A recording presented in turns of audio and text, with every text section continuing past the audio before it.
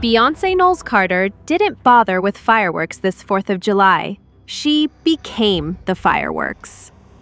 At 8:43 p.m. sharp, beneath a sweltering Maryland sky just 5 miles from the U.S. Capitol, she strode onto the Northwest Stadium stage wrapped in a knee-length American flag coat, white cowboy hat tipped low, and fringe boots catching every burst of floodlight.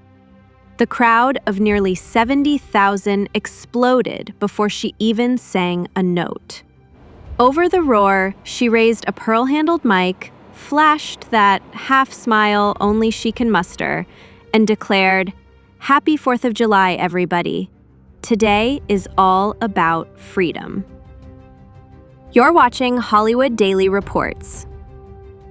For nonstop celebrity moments that outshine any holiday sky, tap that like button and smash subscribe so you never miss a headline. Freedom was the running riff of the night, braided through every guitar lick and gospel harmony.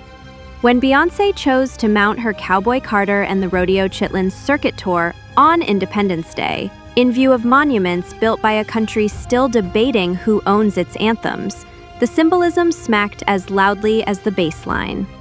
She opened with the album's title track, a defiant blend of Spitfire country twang and sticky Houston bounce. 1 minute she sounded like Dolly Parton's Air, the next like she'd swallowed a trap drum kit whole.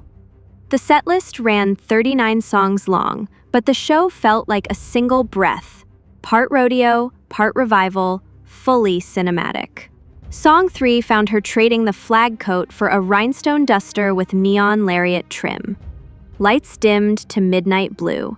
A steel guitar intro teased Blackbird, then pivoted into an R&B breakdown as horns and harmonica battled for space. Mid-verse, she paused to shout out the Howard University Marching Band section seated on risers behind the drum kit, an unannounced cameo that sent the DC crowd sprawling over seats in disbelief.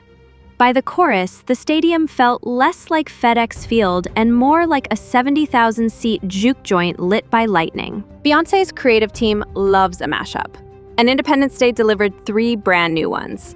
She folded Ring the Alarm into Texas Hold'em over a country trap beat so rowdy it rattled the stadium's metal risers.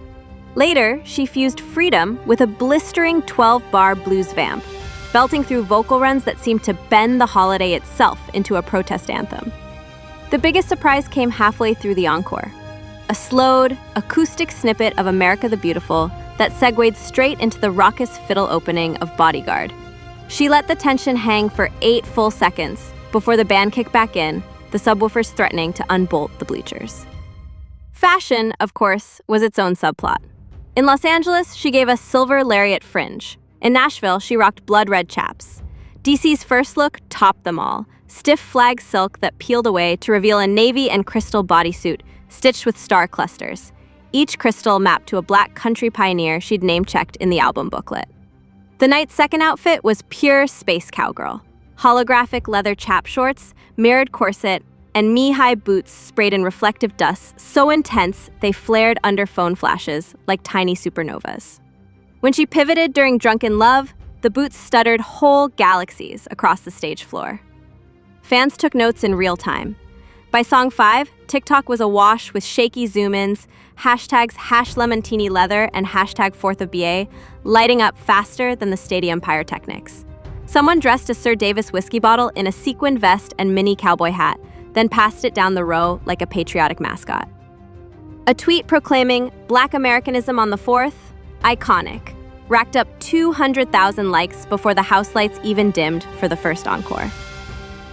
The sheer volume of content felt choreographed, yet none of it came from the tour's official social accounts until hours later. Beyoncé still trusts the Hive to market her better than any agency ever could. But there was gravity under the glitz. The Cowboy Carter era exists because country music, perhaps America's most mythologized genre, has spent decades gatekeeping Black voices that birthed it. Beyoncé addressed that history without a lecture. She let her presence do the talking. When she strummed a pearl-white acoustic for 16 carriages, tears sprang in the eyes of longtime fans who remembered her 2016 CMA Awards backlash. The line, "There's 1,000 ways to skin a cat, baby," landed like a last laugh at naysayers. The key change after it felt like emancipation set to melody. She dedicated Protector to her twins and 12-year-old Blue Ivy, who watched from stage left in a sunset orange fringed jacket, nodding along with uncanny poise. She shouted out the black farmers and black cowboys who still saddle up every morning.